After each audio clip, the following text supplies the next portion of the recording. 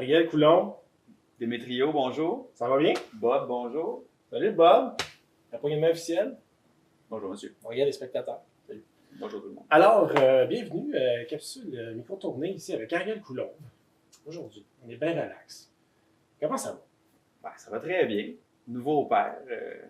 Oh! Puis, Ben je oui, suis là avec ma face de pas beaucoup de sommeil. vous n'avez pas beaucoup de sommeil. On peut-tu faire un gros plan? On en regarde? Non. C'est ça. Ben oui, c'est arrivé au mois d'août, ça a tout changé. Là. Ça a tout changé. Ben oui, j'ai arrêté de boire puis tout. Fait que, qu'est-ce que je fais ici? En fait, tu avais prévu qu'on recommençait aujourd'hui, c'est ça? C'est le grand jour. Non, Ouais. j'ai pas arrêté de boire. Jamais. En fait, on est bien équipé aujourd'hui. On a 4 bières de 4 microbrasseries différentes qu'on va déguster tout au long de notre discussion. Fait que ça va vraiment être le fun.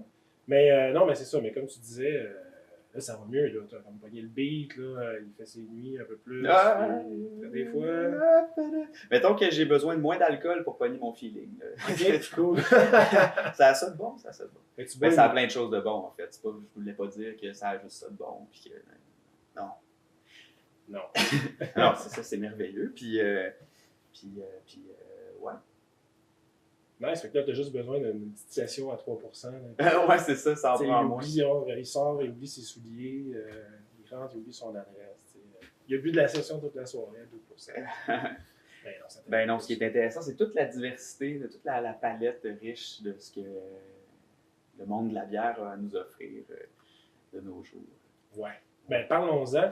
Écoute, on va commencer tout de suite avec une bière avant de commencer l'entrevue puis la discussion. Parce qu'on a soif quand même, ça fait un bout qu'on se prépare. Puis on a dit qu'on allait commencer avec quelque chose. Mine de rien, on a beaucoup jasé avant de partir la caméra, puis Ouais. jasé, ça donne soif. Ça donne soif. Donc, dans les 4 bières qu'on a aujourd'hui, on va commencer par la plus légère ici. On a une petite gauze houblonnée de microbrasserie à l'affût. Donc, qui fait un petit clin d'œil ici au groupe Beers of Legend. Et la bière s'appelle Beer of Legend. Wow.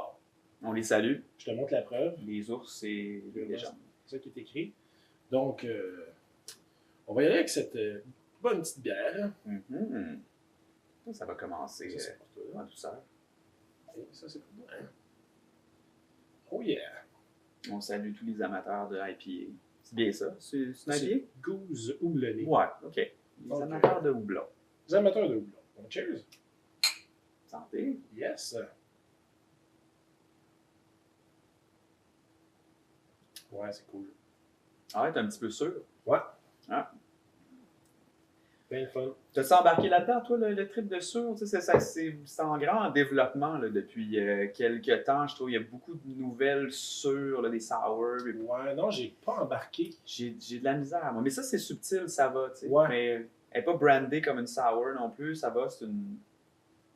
Ouais, quand c'est trop intense, j'ai de la misère en fait. Puis j'ai pas, on dirait que je suis pas tombé dedans, fait que j'ai pas comme découvert toute la panoplie des bières qui sont sorties là, sûres. Mais j'en ai goûté quelques-unes, puis ils étaient comme sûrs à cause des fruits. Tu sais, mettons, là, aux petites cerises, là, sauvages, tout ça. J'aimais bien ça. C'était comme, ah, ok, cool. C'est comme une entrée de gamme, mettons, pour moi, genre, pour être capable de les apprécier. Et un petit peu plus, parce que sinon, à un moment donné, la première que j'ai goûtée, j'étais pas au courant que c'était une sûre. Je sais pas, j'étais pressé, puis je pense que j'ouvrais, puis c'était une bière que ça faisait longtemps que j'avais. Puis j'ai capoté. En fait, ça m'a pris un bout avant de retourner voir, ok, je sais les bières sûres, parce que j'étais vraiment surpris, puis je me disais, ok, non, oublie ça, je ne goûterai jamais à ces bières-là. Mais finalement, je recommence tranquillement avec un peu les bières un petit peu plus fruitées comme ça. Là, puis toi, Ouais. t'as-tu. Moi, j'ai eu de la misère, moi aussi. Je suis pas un fan, mais j'aime goûter à tout. Mais ça, j'avoue que j'ai réessayé une couple de fois. Tu sais, je me disais, ah, des fois, tu sais, c'est juste la nouveauté qui peut être un petit peu surprenante. Puis je vais m'habituer. Puis que je ne m'habitue pas à date. Mais c'est parfait, je laisse ça à d'autres. Hein, il y a tellement de. Ouais. Il y a tellement de bières différentes de nos jours que ça peut plaire à un très, très large public. Puis je sais qu'il y a des gens qui trippent sur la sour. Oh, ouais, c'est vraiment vraiment. comme leur affaire. Comme il y a des gens qui en ont que pour l'IPA. Tu sais, puis, mais j'avoue être plus fan de l'IPA que de sour. Là, j'ai entendu une cloche, là. Oups! Ah! C'est comme IPA. On a parlé de moi. C'est-tu un mot-clé? C'est un mot-clé. C'est un mot-clé, qu'est-ce que je gagne? Ben, tu gagnes une prochaine gorgée. Sauf les confettis. On n'a pas encore le budget pour les confettis. Là. Un voyage? Un voyage au pays de la gousse ou de la vie. Ben donc, rentrer un peu dans le vif du sujet, là. Alors, qu'est-ce que tu fais de bon ces temps-ci? Qu'est-ce qui t'occupe, là? Parce qu'en fait, juste pour l'expliquer un petit peu, moi et Ariel, ça fait longtemps qu'on se connaît. On a fait beaucoup de musique ensemble, beaucoup de projets. Ça fait peut-être 15 ans qu'on se connaît. C'est comme notre naturel, là, en ce moment, là, c'est pas improvisé. Là, je veux dire, ça fait un peu qu'on se connaît. Là, cette complicité-là, elle vient pas de nulle part. Exactement. Ça fait pas comme une heure qu'on se connaît d'avant. On a fait de la route ensemble. On a fait beaucoup de routes. On a joué pas mal partout au Québec. Là. On a été copilote dans la voiture, co-chambreur aussi, co-band, tout ça. Ouais, c'est ça. Beaucoup de bands. On a fait les Chimères, jadis, plus récemment à ton projet perso Ariel. Ouais. On a gagné les Francouvertes avec toi, mon Démi. Oh! Ça, je m'en souviens, c'était vraiment cool. Ça, c'était un bon moment pour une bière. On va en parler tantôt. La bière était bonne après.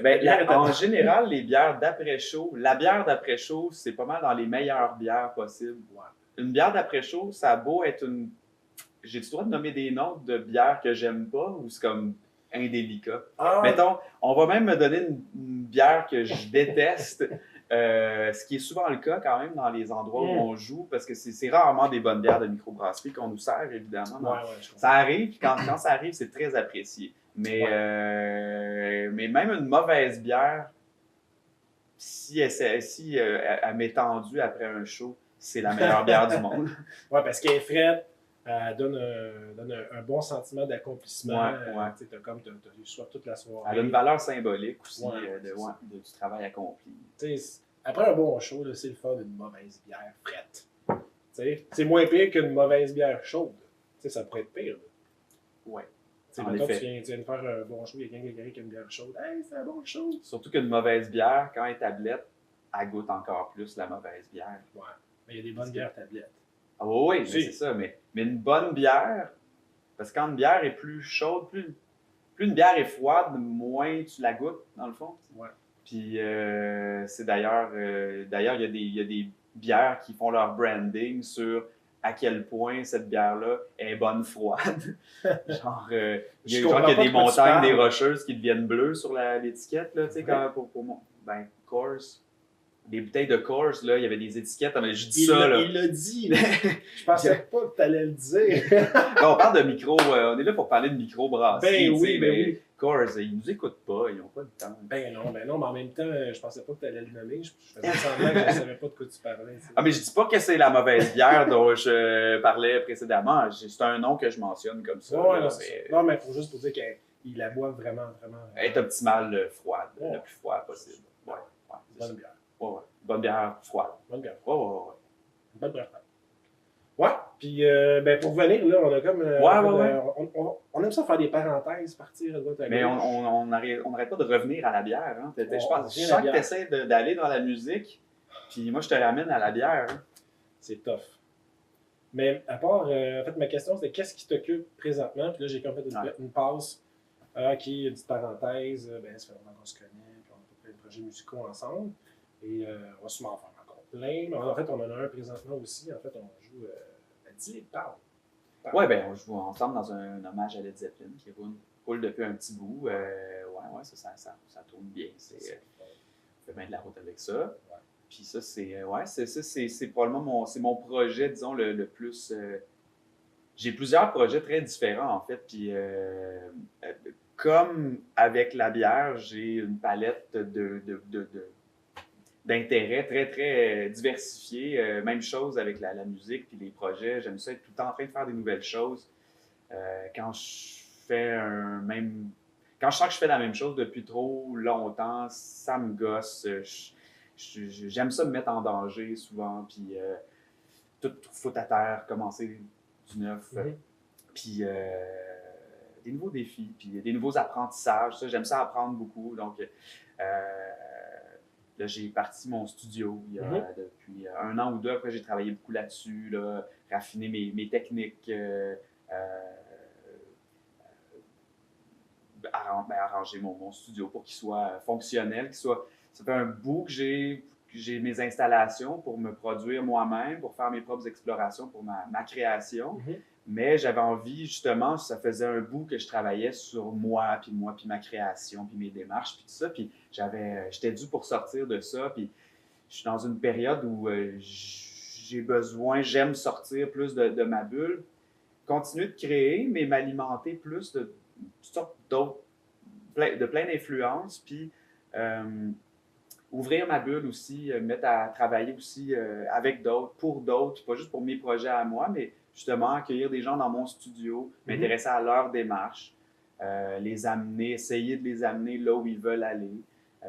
Puis moi, j'en retire énormément de ça. Ça me fait apprendre, ça me fait rentrer dans la bulle d'autres musiciens. C'est des choses ensuite, ça m'oblige à moi développer certaines techniques. Pour au profit d'autres démarches artistiques que la mienne. Mais ensuite, c'est des démarches qui peuvent me servir à moi. Puis ça, c'est super intéressant. Donc, le studio, évidemment, j'ai créé la vie de mes trios. C'est ce qui est pas rien. Mais oui. Ça, c'est sûr que c'est un des beaux nouveaux projets dans ma vie. Moi, j'ai bien du fun quand je passais il y a 2 semaines. J'ai joué avec Sacha. Le petit après-midi, c'était le fun. Puis il regardait bizarre. Au début, il n'était pas sûr. Hein? Tu fais cet effet-là aux gens en général. Au premier abord, les gens sont comme moi, je suis. Ouais, c'est ça. Mais à la fin, il était comme OK, là, je vais le laisser rentrer dans ma bulle un peu. Puis après ça, au moment où ça s'est passé, après ça, on s'est rencontrés. On est allé jaser de musique dans sa chambre, on écoutait de la musique et tout ça. Fait que après ça, ça a tout été à reconstruire. On a tout fait ça pour rien. La prochaine fois, on va.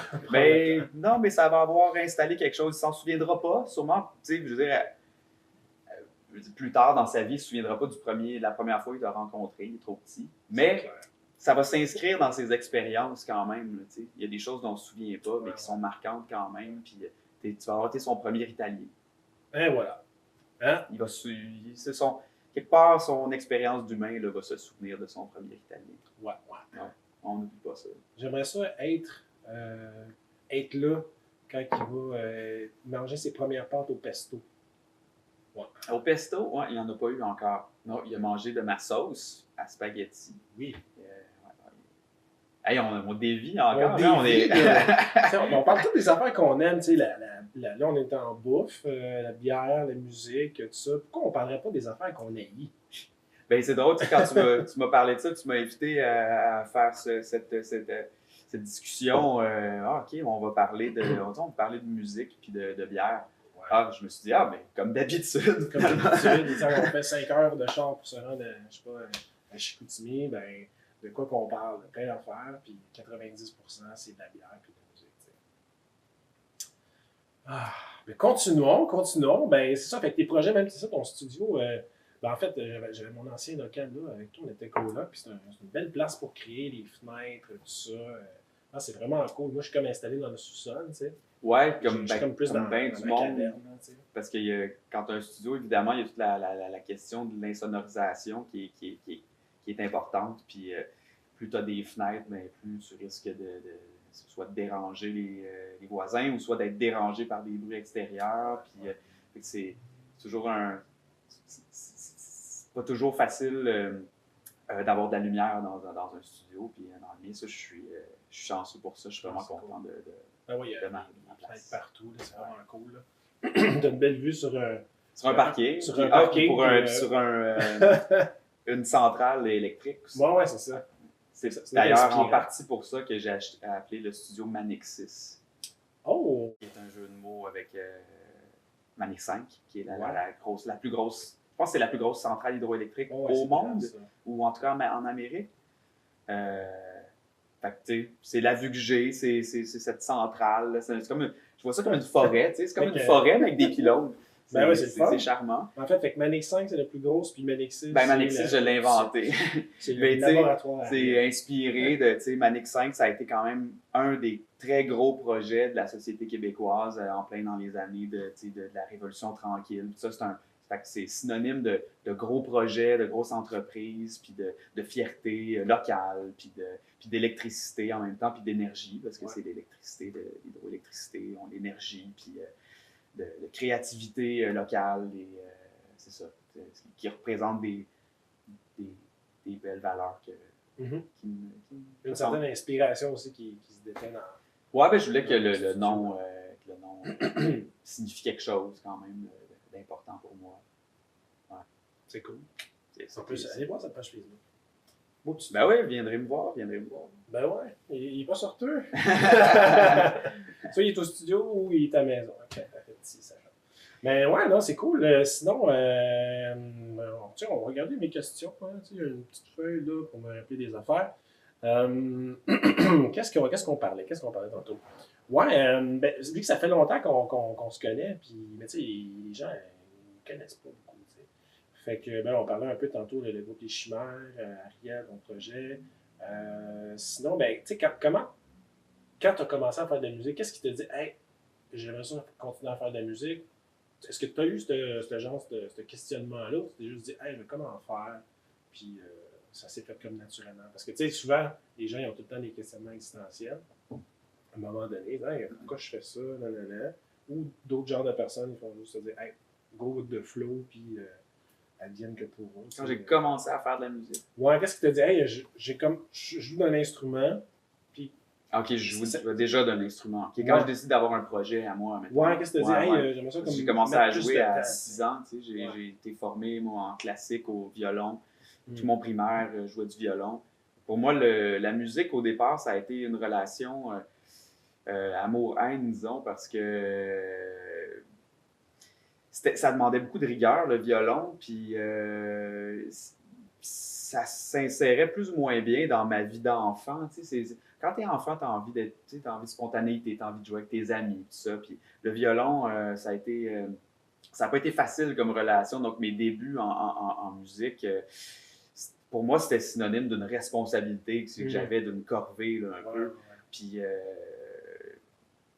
ouais. Mais ça m'a apporté des bases, par exemple, qui vont me servir toute ma vie. Donc, ça a commencé avec ça, mais quelque part, ça m'a donné peut-être une oreille. Tu sais, le violon, c'est quand même pas évident comme instrument. Donc, c'est sûr que ça m'a donné une oreille, puis ça m'a appris une certaine rigueur aussi. Puis, ça m'a amené l'expérience des orchestres aussi, puis des milieux classiques, puis des compositions classiques, puis tout ça. Puis, c'est sûr que ça, c'est venu influencer quelque chose dans mon langage musical. Ça m'a donné cette connexion-là sur le monde du classique que je reconnais des fois quand je compose ou quand je réécoute des trucs que je fais. Genre, ah ouais, ça c'est clairement, tu sais, il y a du dans les arrangements, mettons, ouais, des résolutions des fois, puis certains arrangements, ouais, un peu dramatiques, là, tu sais, qui vont rappeler ça, le Mozart ou le romantisme ou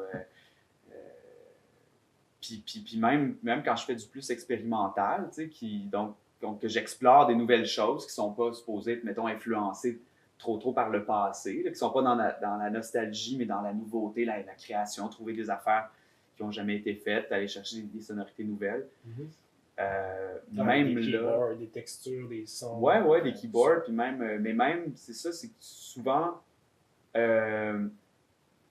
on va avoir souvent ce qui se fait de créatif puis d'original par les temps qui courent, ça passe souvent par l'électro. Évidemment, c'est une manne, l'électro. Là, c'est que tu peux créer n'importe quel son, c'est infini. C'est super intéressant, mais en même temps, il y a toute une autre façon de créer qui vient peut-être de la vieille école de l'expérimental, qui est l'école électroacoustique. Puis, je dirais qu'il y a des gens qui mêlent bien les deux, puis qui arrivent à faire à la fois à créer des sons à partir d'instruments synthétiques, mais qui arrivent aussi à aller chercher dans tout le trip acoustique, là, mettre des micros, aller chercher des samplings, prendre un sampling d'un extrait de film ou prendre un sampling de quoi que ce soit, tu mets un micro là, puis tu tapes ça à la table, puis après ça, tu transformes ça avec autre chose, puis tu le mêles à un autre son, puis ça peut être le début d'une grande aventure créative. J'avais une toune, tu sais, genre juste pour dire, OK, vous avez jamais pensé que cette tune là c'était un son de table, c'est un méchant gros hit. Alors, Mais oui, mais pas pour trouvé, vrai, parce que c'est avec l'électro, c'est effectivement super riche, mais c'est tentant avec l'électro de juste prendre les sons tels quels. Il faut vraiment se donner la peine de travailler les sons, je trouve, pour être vraiment créatif avec l'électro puis les synthés, parce que sinon, ben maintenant, tout le monde a les mêmes logiciels, tout le monde travaille à partir des mêmes logiciels. Si tu as le clavier, le synthé dernier cri ou le nouveau programme de son qui vient de sortir, ben là, tout le monde a le programme de son qui vient de sortir. Fait que tout le monde travaille à partir des mêmes sons. Ouais, ouais. Puis là, c'est le danger, si on veut, c'est que tout le monde sonne un peu pareil. Puis finalement, toute cette richesse-là qu'offre l'électro, ben, si tu ne te donnes pas la peine de rentrer à fond là-dedans puis d'être créatif, ben, tu vas sonner comme tout le monde, même si tu travailles avec des instruments électroniques. Ouais, c'est ça, il faut pousser ça Ouais. une coche plus loin. Là. Tu peux pas juste prendre le son avec le programme, puis on va faire un beat, puis Ouais. c'est cool. Peut-être, mais tu ne te démarqueras pas du lot. Fait. De comme, pas reamper, mais de réutiliser, de repasser ces mêmes sons-là dans d'autres machines, de les passer à l'envers. Exactement, de sortir ça dans un ampli, un ampli de guitare, puis là, mettre un micro devant l'ampli de guitare, puis là, tu vas avoir le son synthétique que tout le monde a, mais qui va être passé par quelque chose d'autre, un intermédiaire. C'est c'est ça. Le speaker, le micro. Puis qui va avoir pris un peu l'écho de ta pièce. Puis ta pièce, il y a juste toi qui l'as, ta pièce. Ouais. C'est ma pièce. C'est ta pièce. À moi. Touche pas. Ça donne un côté unique à ton son à ce moment-là. Ouais. Non, c'est vraiment cool. J'aime ça faire ça avec. Ben, tu sais, moi, je le fais quand je fais de l'enregistrement, je le fais la plupart du temps avec des vrais instruments, tout ça. Ben, j'aimerais ça comme rajouter cette touche-là, justement, dans les prochaines tunes que je vais faire. Ajouter comme. Ça ne veut pas dire plus de travail, parce que le travail, il se fait dans tous les instruments, mais rajouter cette touche-là de peut-être plus original, de son plus, exemple, qui est plus. C'est bon? T'as compris? Oui. C'est ça, je voulais dire. Et en même temps, des fois, less is more. Less is more. Je veux dire plus original. Mais pour contredire ce que j'ai dit tantôt, me contredire moi-même, des fois aussi, ça peut être dangereux de juste de rentrer dans quelque chose, dans de l'exploration puis de la recherche de son. Ouais. Puis juste de se perdre là-dedans, puis à un moment donné, quand ça fait comme. T'as tellement gossé sur ton petit son là, que tu cherchais que finalement, tu ne sais même plus ce qui est bon et ce qui n'est pas bon. Puis ça devient juste comme une démarche presque trop intellectuelle, trop technique, en fait. Ouais. Puis, il y a quelque chose dans la spontanéité aussi. Ouais, c'est clair. Puis, c'est ça, mais la création, c'est tellement. Ça peut tellement aller dans une direction comme dans l'autre. Ça peut tellement être du travail là, de moine. Là, puis ça peut être très technique, très mathématique. Puis ça peut aussi être complètement spontané. C'est comme ça, c'est un gars qui était complètement spontané. Qui était. C'est pas un gars qui chantait techniquement bien, s'il jouait pas techniquement bien de l'harmonica non plus, mais ses textes sont uniques, puis sont riches, puis son interprétation est unique. Oui, là, quand t'entends... unique, là, ben oui. Écoute ça, t'es comme, voyons non, c'est bien malade. Moi, j'ai acheté un best-of de tout ça, puis je fais, wow, écoute ça en boucle, là, puis tellement influencé de gens, pas juste d'où ce qui vient, mais partout dans le monde, là, même plein de musique qui est faite ici au Québec, là, il y a comme un élan folk, là, pas mal, depuis une couple d'années, ben, il y a du Dylan là-dedans, selon moi, parce que c'est l'essence, il a établi des bases. Là, même si des gens ne sont pas conscients qu'ils sont influencés par Dylan, des gens dans le folk, là, même si tu dis que tu n'es pas influencé par Dylan, tu es influencé par Dylan, par la bande, parce que tu es influencé par des gens qui ont été influencés par lui. Exactement. Comme ben des choses, comme des gens qui... Tu sais, là, on connaît tous quelqu'un là, qui dit qu'il haït les Beatles. Je sais pas, en tout cas, moi, ça m'est arrivé de tomber sur des gens comme ça, mais ils se font comme une fierté de dire « Ah, moi, les Beatles, c'est vraiment overrated. » les Beatles. Tu sais, mais ça, c'est ça, ils disent ça juste pour se donner une personnalité. Comme, tu peux être critique de certaines choses, mais tu peux pas dire les Beatles, c'est surestimé. les Beatles, ils ont influencé tout, ils ont été marquants. Ce serait comme de dire que Mozart est surestimé. Ben là, choisis tes batailles, man. Faut quand même... Attaque-toi à d'autres choses, mais je veux dire, les Beatles, t'as beau ne pas aimer ça ou ne pas... Ça a beau ne pas s'insérer dans ta vie, là, d'écouter de la musique comme ça, tu peux pas dire que c'est surestimé. Ça a tout influencé, ça a influencé tous les artistes que t'aimes, ils ont été influencés par les Beatles, ou eux, les artistes qui aimaient. Moi, quand tu parlais de la chaîne, tantôt, il y a comme un... Mettons, si on fait un arbre généalogique, là, la base... Eux autres, c'est sûr qu'ils ont été influencés d'autres choses, oui. Mais la grosse branche des Beatles, qui est comme presque toute la musique populaire qu'on écoute aujourd'hui, il y a toute la grosse branche, là, ça vient de là, puis après ça s'est développé sur 60 ans et plus. Là. Mais ça vient tout de là. Fait que, moi, j'en connais des gens qui disent ça, je dis, OK, ben, c'est ton avis, écoute. Mais il se contredit d'une certaine façon. Ça veut pas dire que. C'est pas pour dire qu'on n'a pas le droit de ne pas aimer les Beatles. C'est juste que faut reconnaître la valeur de ce qu'ils ont apporté au moins. Oui, c'est ça.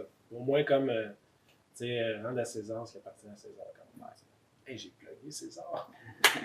Yes, c'est ça, je voulais avoir un point pour moi. Ouais. Qu'est-ce que tu vas plugger, toi? Tu plugues quelque chose là, de complètement out, qui appartient pas à l'époque à laquelle on vit, dans un autre monde. Faut-tu que ça touche aussi des grands empires tyranniques? Ouais, si tu veux, ça vaut encore plus. Ouais. Moi, j'ai un point, mais c'est un gros point. Là. Ouais. D'ailleurs, je suis en train de lire, ça n'a pas vraiment de lien, mais on jase. On jase. Je suis en train de lire L'archipel du Goulag, qui est un livre de 900 pages, de Alexandre Solzhenitsyn, c'est un livre marquant qui a gagné le prix Nobel de littérature dans les années 70, je ne me souviens plus quelle année. Je ne dis pas n'importe quoi. Là. Puis ça traite, lui, c'est un survivant des goulags russes, là, du stalinisme. Qu'est-ce qu'un goulag?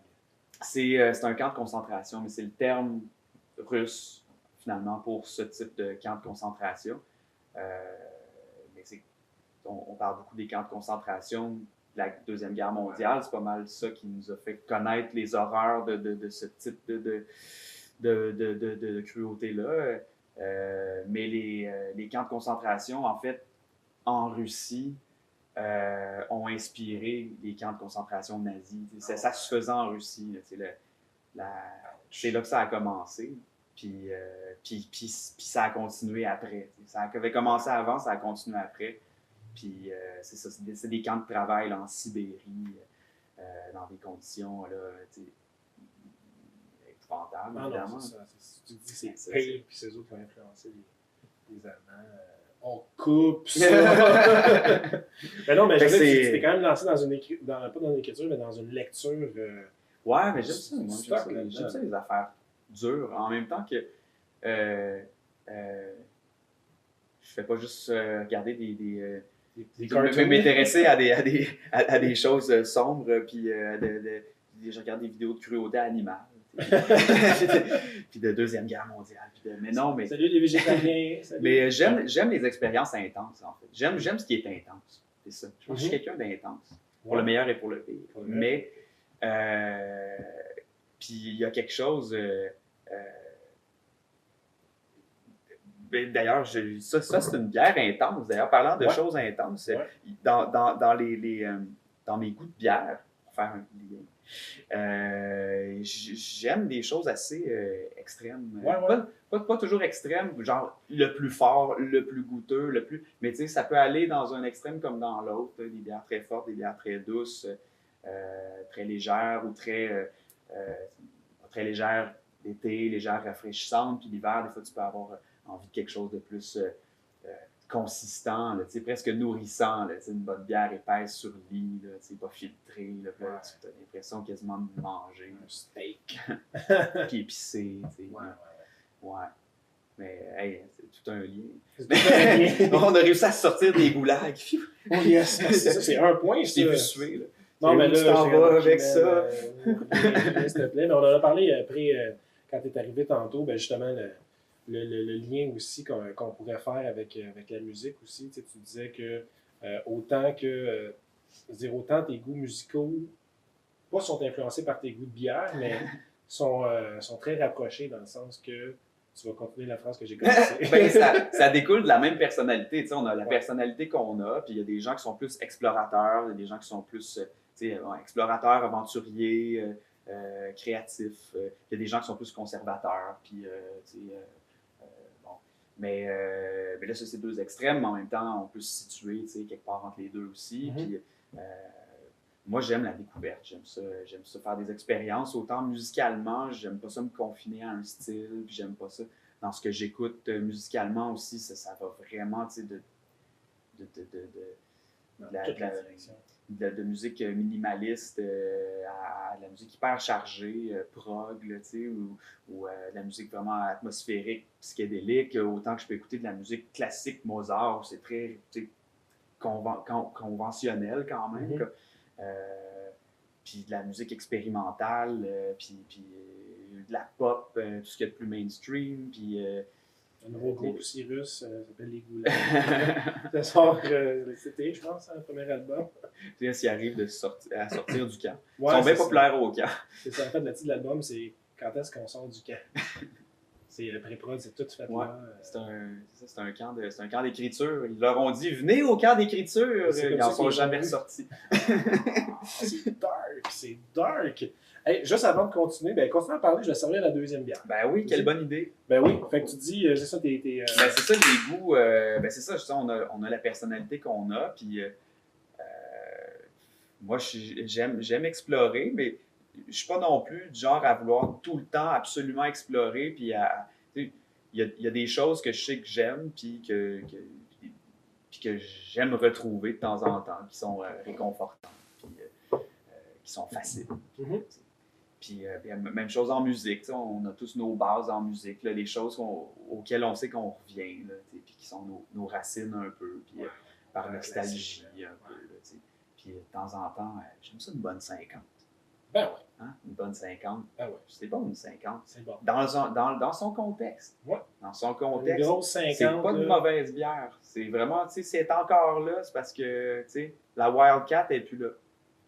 Je pense. Je pense. J'espère. Faites des recherches là-dessus. Non, mais c'est ça. Même, j'ai d'avoir un flash. Là. Ça, la dernière fois, t'as pas chic, c'est où? On était à Saint-Georges. On rentre dans le bar. Puis, c'est ça. Ils servaient de la 50. Là, en grosse skate. Fait que nous autres, on est là. Ben oui. En plus, on a de faire 4 heures de route. T'sais, situation réconfortante. On arrive. Bon, il était comme 2-3 heures l'après-midi. 1 heure d'après-midi, relax. On sentait pas mal de prendre une bière en soundcheck. Let's go. Puis c'était comme super réconfortant. C'est comme associé à. Bon moment. Associé à ça, il y a quelque chose là, de très, très terroir, mais le vrai terroir, pas pour dire qu'il y a un vrai terroir et un faux terroir, mais il y a du terroir créatif là, actuel, bon, mais ça, c'est notre terroir là, profond. Là. C'est les racines. Là, c'est associé. Là. Dans ma tête, c'est associé au hockey. Ouais. C'est associé au hockey des Canadiens. Peut-être aussi, mais. Il semble que dans le temps, là, en tout cas, je me rappelle. Le baseball, c'est tellement. C'était quoi? C'était une émission, ça s'appelait comme, tu sais, la soirée du hockey, nommer la bière. Puis après ça, le baseball, c'était genre. Là, c'est là, on va la nommer, on a déjà fait. Fait que c'était comme le baseball, la batte 50 des expos. Il me semble que ça s'appelait même une émission, me semble. Puis j'étais vraiment minus. Puis tu voyais le logo vintage des expos avec le logo vintage de la 50. Puis c'était comme ça, là, tu sais. Fait que moi, dans ma tête, la 50, c'était. En fait, dans ma tête, la 50, là, tous les joueurs des expos buvaient de la 50. Avant, durant, puis après. J'étais comme, ça joue durant le match, c'est ça qu'ils font passer. Tout le monde est à 50, let's go. Le baseball, ça devrait être comme ça. Ce que tu décris, c'est peut-être pas la réalité, mais ça devrait l'être. Ça devrait être ça. Moi, je sais que les expos viennent à Montréal, plus intéressant. La 50 pour tout le monde à 1$. Avec des hot dogs. En mode de ça. Moins cher que ça. Ça marchera pas. Hey, là, le stade serait plein à chaque fois. Le stade serait plein. Puis en parlant des trucs qui sont pleins, nos verres sont pleins. Oh! Un autre point pour Qu'est-ce qu'on boit, Diane? J'avais quasiment ça en tête. On boit une bière de microbrasserie Malmstrom. On boit une Maple. New Experimental India Pale Ale. Pale Lager, c'est ça. Fait qu'un petit IPA, bien le fun. Bière dorée non filtrée. On le voit qu'ici, on ne voit pas trop à travers. Donc, je pense que ça a l'air bien le fun, ça. Malmstrom, une bonne microbrasserie, 5,2%. Là, tu nous as préparé une gradation dans les bières qu'on déguste exactement. La première, c'était comme pas trop boulonnée, bien relax, pas trop forte en alcool. Là, on s'en va dans une bière officiellement IPA, plus houblonnée. Il y a 3 houblons, Eldorado, Mosaïque, Citra. Donc, on va sentir les agrumes un peu plus, orange, citron, tout ça. Ça, c'est des découvertes pour toi aussi, je pense. Ouais, ces deux-là, ils t'ont été suggérés. Là. Exactement. Ces 2 bières-là nous ont été suggérées par PA à la Glacière de l'Est. Donc, merci Glacière de l'Est, en fait, qui a gracieusement offert les bières pour la dégustation d'aujourd'hui. Donc, c'est des bonnes bières. En fait, c'est des suggestions. J'ai dit, hey, j'aime bien ça l'IPA. Puis, on voulait, en fait, tout faire une belle gradation avec les bières qu'on avait préalablement choisies pour toi. Fait qu'on s'est dit, ben, on va rajouter un IPA. On n'a pas ça, une petite bière plus légère en alcool. Donc, c'est ça. Fait qu'allons-y avec Malmstrom.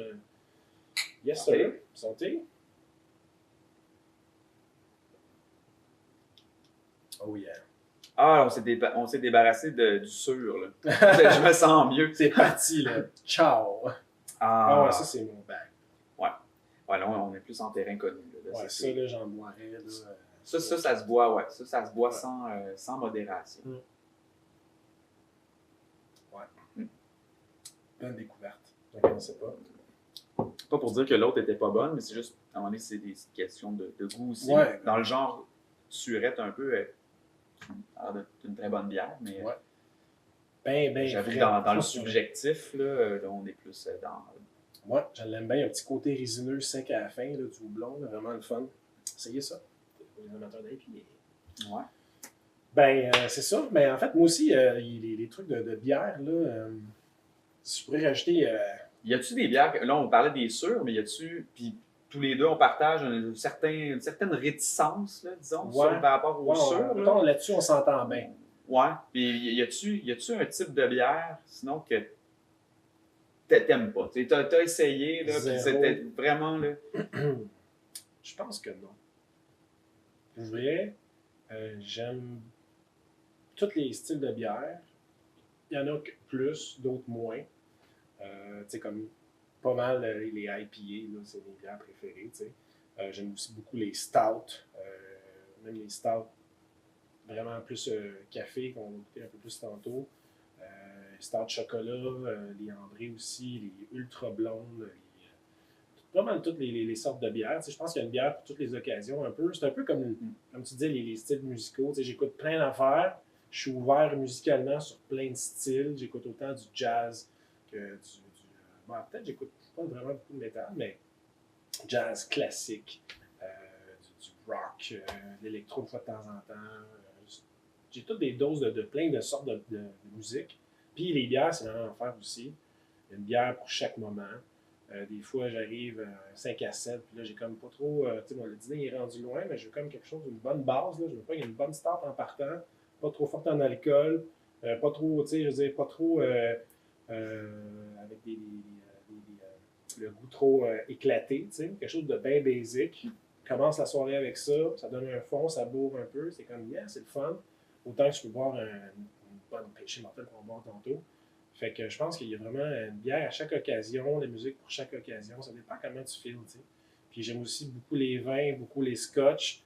Fait que je pense que tout peut s'accorder avec qu'est-ce que tu vis, quel moment. Tu sais, justement, mettons, t'arrives après une journée de travail à la maison, mais tu te dis, bon, tu vas de vin. On dirait que l'effet aussi, tu le sens, on dirait, plus rapidement, tu sais. Dépendamment, tu sais, du pourcentage d'alcool que tu bois, tu sais. Puis, c'est ça. Puis en mangeant telle chose, tel vin, en mangeant telle autre affaire, telle bière, c'est fini plus. C'est plate en tabarnouche. Non, mais c'est ça, j'aime vraiment ça. Puis ça me passionne, là, ces choses-là. Puis avec la diversité qu'on a aujourd'hui, avec sûrement les milliers de bières là, qui existent là, présentement au Québec, qui sont brassées parmi les belles micro-brassées qu'on a, c'est comme ça finit plus. En fait, même les gens que je connais qui sont là-dedans à tous les jours, vraiment, qui travaillent comme dans le milieu, qui brassent ou qui font, qui distribuent de la bière, qui font tout ça, là, qui sont dans des dépanneurs spécialisés, sont même dépassés par les événements parce qu'il y a comme tellement de choses nouvelles qui sortent que être à jour, ça prendrait plus que 24 heures dans une journée. C'est vraiment intense. Puis je suis sûr que même si, exemple, aujourd'hui, faire un parallèle avec le passé, c'est exemple, il y avait un Claude Rajotte de la bière, il capoterait, parce qu'il y aurait trop d'affaires, il n'aurait pas le temps de tout goûter ou de tout écouter. T'sais. Mais en même temps, c'est bien correct ça, parce que tu y vas avec ce que tu peux, puis avec tes goûts aussi. Comme nous autres, on aime pas mal d'affaires, mais il y a des gens ils ont un cadre un peu plus restreint de goût, on va dire. Puis c'est leur palette à eux, c'est bien correct. Fait que eux autres, ils se lancent là-dedans, puis ils veulent peut-être être plus à jour. Mettons, si tu dis, moi, je bois juste des IPA, si tu veux être à jour dans les IPA, c'est possible. Mais tu peux pas être à jour dans tout. Tu peux comme te spécialiser. Ouais, c'est ça. Ouais, mais la chose est vraie en musique, d'ailleurs, elle l'est. Parce qu'en musique aussi, il ne s'est jamais produit autant de choses que maintenant. Il y a eu une démocratisation de la création, pas de la création, mais de la production, des moyens de production de musique. Ce qui fait que tout le monde, il y a tellement de créations qui se fait, puis de nouveaux artistes, puis de nouveaux bands qui sortent, que être à jour, c'est pas possible. C'est vrai. C'est plus les années 70 là, ou les années 60 où il y avait comme quelques gros noms. Là. Puis là, eux, ils se partageaient l'assiette. Là, il était 4-5 à se partager l'assiette. Là, c'est comme l'assiette, là, tout le monde picosse dedans. Là, c'est impossible d'être complètement à jour, mais il y a moyen d'aller trouver des choses très, très spécialisées par contre. Si tu aimes un certain style de musique ou qu'à telle période de ta vie, tu t'intéresses à un certain style de musique, bien là, tu peux rentrer là, dans un monde, là, puis explorer, puis aller d'un groupe à l'autre, d'un artiste à l'autre, puis là, te faire un beau répertoire dans un certain style, puis découvrir. Mais c'est que c'est sans fin, tu peux pas... Faut lâcher prise. Ouais, non, c'est ça, parce que tu peux comme... Autant tu peux te connecter, mettons, sur un logiciel ou un site pour écouter de la musique en continu. J'ai pas dit streaming.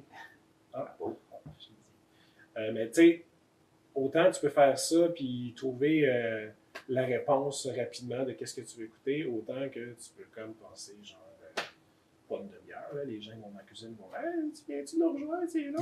Ben tu sais, il va. Mettons, 5-10 minutes, comme, ben voyons, je ne sais pas de qu'est-ce que j'écoute, il y a trop d'affaires. Même affaire quand tu vas, mettons, sur d'autres sites pour écouter, mettons, des films ou des séries. Des fois, ça va être, OK, là, j'écoutais ça hier, j'écoute le prochain soir.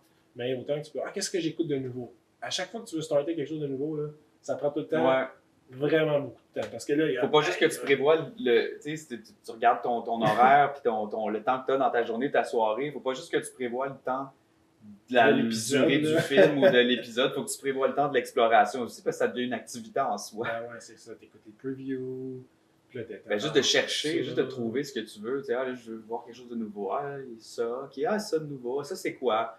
Ah, ouais. Je vais aller lire des critiques. Ouais. Là, c'est Rotten Tomatoes, des cotes. Puis, qui a aimé ça? Puis, ah, ouais, ok. Non, ça n'a vraiment pas l'air mon style finalement, mais là, je viens de perdre une demi-heure de ma vie.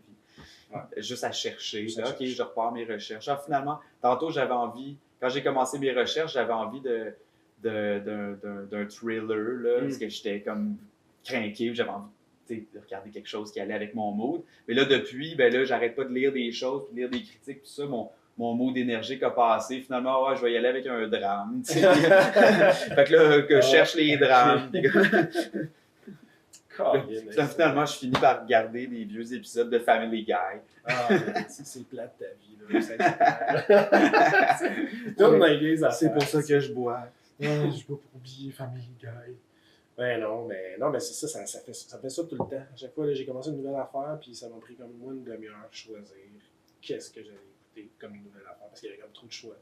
Mais en même temps, c'est ça peut être cool puis pas cool en même temps, mais tu sais, je pense que la même affaire avec les bières, t'arrives dans un dépanneur spécialisé, c'est comme, on a de chance qu'il y a des gens qui connaissent ça, qui travaillent là, qui peuvent te guider, tu sais, mettons, si t'es perdu, ça sera pas long que, à moins que tu dis non à ces 15 suggestions qu'il te fait, il va dire, OK, va-t'en.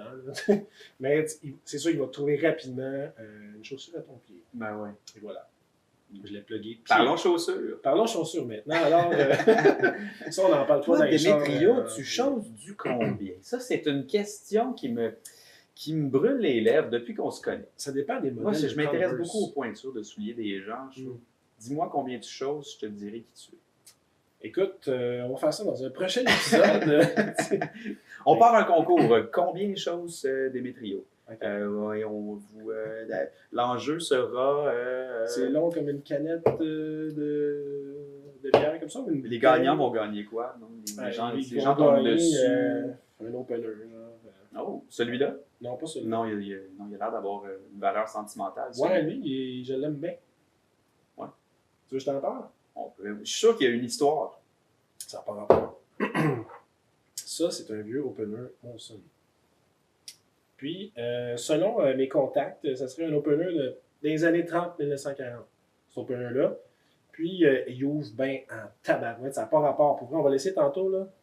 Tu fais juste ça, puis ça ouvre tout de suite. Ça ouvre mieux que tous les openers que j'ai réunis ensemble. Pour vrai. Il est tout simple, mais il est bien fait, bien équilibré. Bien équilibré, super relax. Tu peux le tenir dans tes mains. Puis, en fait, j'allais trouver mon frère, il faisait des rénaux dans son ancienne maison. Puis là, un après-midi, on s'en va à l'éco-centre, porter des débris, tout ça. Je dis, OK, c'est cool, comme toujours. Puis là, on était à l'éco-centre. On était en train, tu sais, il y avait comme mis plein de déchets dans le trailer, genre. Puis on était en train de, tu sais, aller rapidement. On était en train de dropper ça dans les gros conteneurs. Tu sais, l'éco-centre, il y a plein de conteneurs, tout ça. Puis là, on était en train de dropper ça. Puis on me disait, arrête ça! Là, j'avais vu comme, dans tous les débris, genre les morceaux de gyps, les fers tout ça, tout pété, genre. Je regarde, il y a quand même un petit morceau de métal, ça flashait pas, mais c'est quelque chose de complètement différent du lot. Il y avait ça. Dans les déchets de construction de chez mon frère, c'était une maison des années, genre, ça a été construit en 1920, puis son ancienne maison. Puis là, il faisait des rénaux deuxième. Puis ça traînait dans les débris. C'était dans un mur quelque part qu'il traînait là depuis, je ne sais pas quand. Fait que ça vient de donc, dans les années peut-être 20, il y a un bonhomme qui a cherché longtemps son eau bouteille puis qui a pleuré parce que c'était son eau bouteille parfait. Doucement pleuré. C'est triste. Je dis un bonhomme, parce que c'était probablement un bonhomme. Puis dans ce temps-là, si tu étais une femme de bonne famille, tu buvais pas de bière. Tu buvais pas. Ou en cachette. C'est peut-être une femme qui buvait dans les murs pour se cacher puis elle allait échapper. Je ne sais pas trop. Peut-être que c'était une femme découragée par l'alcoolisme de son bonhomme puis qui délibérément pitché l'eau bouteille ses bras dans le terrain. Ou ça pourrait être... Non, OK, c'est assez d'exemples. Fait que c'est ça. Fait que j'ai quand même une valeur sentimentale là-dessus. Puis il ouvre bien. Moi, je trouve vraiment le fun. Qui est quand même la qualité principale de nos bouteilles. Ouais. C'est ça. Fait que écoute, tantôt même, je vais te le laisser utiliser. Là, tu y as touché là, pour la première fois. Ouais. Je vais te laisser absorber le choc. Parce que là, c'est comme beaucoup d'émotions pour toi. On va continuer à jaser. Tu vas me laisser l'utiliser? Je vais te laisser l'utiliser. Oh shit, hey, je sais pas. Tu prêt à vivre ça? Je suis pas aventure. Hey, bois là, quelque chose là. Mais toujours en continuant, genre, c'est ça, par rapport à la question de tantôt, là. Laquelle? Que bois-tu? Non, mais à quel moment tu t'es dit, j'aimerais ça comme faire de la musique professionnelle ou m'engager plus là-dedans? Hey, ça fait longtemps de cette question-là. Ouais, mais c'était pas clair comme ça la question. Suite dans les idées, je l'avais oublié. Ouais, mais c'est grâce à mon petit papier. Hein. Ouais, mais je pense que je sais qu'est-ce que tu me réponds, mais... À quel moment j'ai décidé d'avoir une démarche? Là, ouais, parce que là, moi, je suis parti dans mes histoires de violon. Là, je m'investis. Ouais, non, c'est super intéressant. Mais je veux dire, là, à quel moment tu dis, là je me dévoue plus là-dedans que tout ce que je fais d'autre dans ma vie? Ben, il y a eu deux étapes parce que à partir de la musique que je faisais dans mon enfance, le violon, qui faisait partie des choses que j'avais à faire, là, bon, ben, la musique avait cette place-là particulière dans ma vie à ce moment-là, mais c'est à l'adolescence que le rapport à la musique a changé une première fois parce que là, je suis rentré dans une phase plus créative. Parce que, en fait, la création, souvent, c'est rare que ça arrive avant l'adolescence chez tous les artistes parce que c'est l'âge auquel on commence à avoir vraiment notre personnalité. On n'est plus juste un enfant qui fait ce qu'il est dit de faire. souvent notre personnalité s'installe plus là, à l'adolescence, puis là, on vit toutes sortes de choses, puis on a besoin de s'exprimer, puis de faire notre identité, puis tout ça. Fait que là, c'est à cette époque-là que j'ai lâché le violon, puis que je me suis mis à à jouer de la guitare, à chanter, jouer un peu de basse, puis ça, à m'intéresser à d'autres instruments, des instruments plus du monde de la musique populaire, pris très largement, la musique populaire incluant le rock, tout ça. Puis là, ben, à partir du moment où ça a ouvert tout un autre monde, là, la création. Puis j'ai roulé là-dessus un bout à faire de la musique dans des bandes, puis surtout des bandes de cover, mais j'ai toujours composé. Là. Depuis que j'ai eu une guitare, la première journée, j'étais déjà en train de composer des affaires. Tu te souviens-tu du premier riff que tu as fait? Non. Ou la première tune, mettons, complète. Ça devait ressembler à du Nirvana. OK. Je m'en souviens pas, mais ça devait ressembler à du Nirvana parce que c'est pas mal ça que j'écoutais dans ce temps-là. Ouais, ça devait. Puis en même temps, c'est à la portée de tous du Nirvana. Là, quand tu commences, c'est le genre d'affaires Puis pour rien enlever à Nirvana, les choses n'ont pas besoin d'être compliquées pour être intéressantes. Puis j'apprécie encore beaucoup Nirvana. Ça m'arrive encore de temps en temps de sortir des vieilles affaires. Mais, c'est tout le temps bon, ces classiques-là. Mais mais ensuite, plus tard, parce que ça restait secondaire quand même ben pas ça restait, c'était très, très important dans ma vie, la musique, mais disons que le temps que j'y consacrais n'était pas à la mesure de l'importance que ça avait pour moi, parce que diverses choses, on n'a pas tout le temps de contrôle, les études, tout ça, puis bon, j'ai fini mes études universitaires, puis tout ça, fait que je continuais de faire de la musique à travers, mais nécessairement la musique était reléguée au temps libre. Puis, mais je continuais à composer, puis à faire des démos, puis avoir des bands, puis faire des compos en show. Puis, mais c'est vraiment à un moment donné, il y a eu un déclic. Jusqu'au jour où j'ai eu pendant un certain temps une job de bureau. Mes études en littérature, langue, linguistique, traduction, ça m'emmène job. Puis ça a été intéressant puis important, ça, puis essentiel pour me faire réaliser que c'était vraiment pas fait pour moi.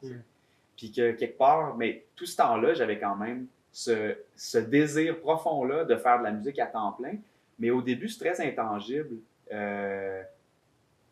Ce que tu peux faire avec la musique professionnellement. Tu commences où? Tu vas faire quoi? T'sais? C'est sûr que oui, tu peux te partir un band ou un projet, puis là, espérer que ton projet va marcher. T'sais. Mais en même temps aussi, tu peux jouer dans des bandes de cover, tu peux accompagner d'autres musiciens, tu peux faire, il y a toutes sortes de choses que tu peux faire. Puis, par quel bout tu prends ça au début? T'sais? C'est ça qui n'est pas évident. Puis, qu'à travers ça, ben moi, j'ai complété mes études, puis je me suis pogné une job, puis c'était comme un enchaînement logique. Mais je continuais à faire de la musique dès que je pouvais, puis ça faisait partie de mon quotidien, puis c'était... je faisais des shows les fins de semaine, puis tout ça, puis à un moment donné, je ne pouvais plus continuer la vie de bureau. C'était pas fait pour moi, puis ça a été... Je suis content de l'avoir vécu pour savoir, pour que ce soit clos, ce dossier-là. Je sais que c'est pas une chose que je peux faire dans la vie, c'est pas dans les possibles. Il y a une seule chose que je peux faire dans la vie, c'est de la musique, c'est ça. Fait que ça c'est venu régler ça, tu sais. Sinon, il y a des gens qui, plus tard, décident de se réorienter, tu sais.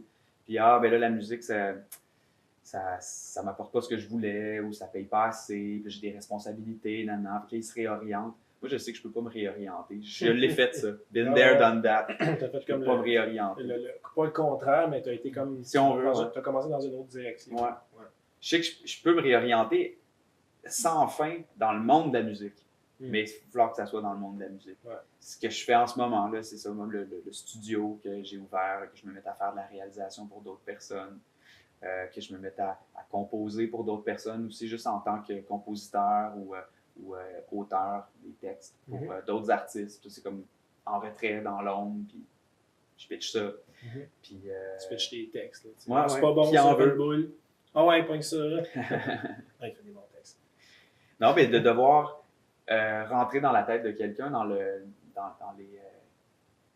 la vie de quelqu'un, puis d'écrire quelque chose qui est, je parle des textes, là, mais d'écrire quelque chose qui est spécifique à cette autre personne-là. Donc, c'est complètement un autre rapport à la création aussi. Alors que quand tu as une démarche à toi, ben, la création, ça vient toujours de très creux en dedans. Puis finalement, pour moi, en tout cas, je trouve la principale job du créateur, le principal défi du créateur pour arriver à bien créer, c'est d'arriver à faire abstraction de tous les filtres qui bloquent, qui se mettent entre lui et la création pure, les conventions, puis tout ça. Fait que la création, tu sais, qui vient de nulle part, comment tu prends contact avec ça, là, avec cette zone-là, là? C'est ça le principal défi. Mais quand tu écris pour quelqu'un d'autre, ben là, tu ne peux pas aller puiser à la même place, parce que c'est pas moi, c'est pas mes émotions, c'est pas... OK, là, il faut que je rentre dans l'univers de quelqu'un d'autre, mais en même temps, nécessairement, la création, ça vient toujours quand même de soi. Fait que c'est d'arriver à utiliser ça, là, tu sais, le canal qu'il faut aller chercher quand on crée, c'est d'arriver à se servir de ça comme moteur, mais pas comme matière première. Juste comme moteur pour donner l'envie de créer, puis te connecter avec ton côté sensible puis émotif, mais en gardant tout le temps en tête qu'à la fin, la matière première, c'est le vécu de l'autre personne, puis ce que tu imagines être son vécu des fois aussi, parce qu'on ne se connaît pas nécessairement, les gens pour qui on écrit. Puis, mais ce que la personne dégage, ce qu'on sait d'elle, ou ce qu'elle nous a dit. Fait que c'est un exercice bien intéressant. Fait que ça fait partie de toutes les choses que je fais maintenant, puis que j'explore, qui m'amènent à me réorienter de toutes sortes de façons qui sont super stimulantes, mais tout le temps dans le domaine de la musique, parce que je le sais que pour moi, il n'y a pas d'autre option. Il n'y a pas de plan B. Ben, comme tu dis, tu sais, au pire, tu vas faire comme mille et une choses dans le domaine de la musique, mais il y a beaucoup d'affaires à faire là-dedans. Il y a comme tellement de... Surtout de nos jours. Ouais, tu sais, il y a des nouvelles jobs en plus qui ont été créées, des nouvelles technologies, tout ça, il y a tellement d'affaires que tu peux faire dans ce domaine-là. Aussi simplement, tu peux fabriquer des instruments, tu peux fabriquer des parties d'instruments, de l'électronique, du bois, tu peux vendre ces instruments-là, tu peux enseigner, tu peux comme faire plein d'affaires. Pas juste comme être à l'avant, comme tu dis, mais tu peux comme des fois être plus dans l'ombre. Tu peux booker des shows. Ah, ça, on en fait aussi des shows. Ouais. Booker des shows, produire des shows. En plus, t'as pas le choix d'être multitâche aujourd'hui dans le monde de la musique. C'est pour le meilleur et pour le pire, parce que des fois, on peut être nostalgique de l'époque où, une époque qu'on n'a pas vraiment connue d'ailleurs, mais tu sais, d'une époque où les artistes, ils faisaient que de l'art. Mais ils étaient pris en charge par des compagnies, des machines, ça qui, eux, s'occupaient de tous les aspects business, marketing, tout ça. Ça avait l'avantage pour l'artiste qu'il puisse se consacrer uniquement à son art, mais ça avait le désavantage qu'il perdait complètement le contrôle de son produit bien souvent, puis ça restait dans les mains de quelqu'un d'autre. Aujourd'hui, ben, on se retrouve avec souvent devoir porter beaucoup de chapeaux, puis ça nous éloigne un peu de la création pure. D'un autre côté, ça nous fait explorer d'autres choses, ça nous donne plus de contrôle sur ce qu'on fait, sur notre produit. Puis pour l'appeler un produit, là. Mais sur notre démarche, puis sur la façon de le présenter, de la présenter. Mais il y a moyen de faire beaucoup de choses en musique de nos jours. Tu peux même dessiner aussi. Oui, d'ailleurs, une œuvre de Fred Jourdain, artiste que tous les deux on apprécie beaucoup, qui est un ami. Donc j'aime beaucoup le travail, puis il y a beaucoup de ce qu'il fait qui est inspiré de musiciens aussi. Il y a beaucoup de ce qu'il fait qui met en œuvre en scène des musiciens. Moi, j'en ai quelques-uns. C'est un grand amateur de musique aussi. J'aime bien ce qu'il fait. C'est comme super, autant abstrait que comme concret. Là. Mais j'aime sa signature, sa touch là, pour les portraits surtout. J'ai un ou deux paysages, là, mais merci Fred. Ouais.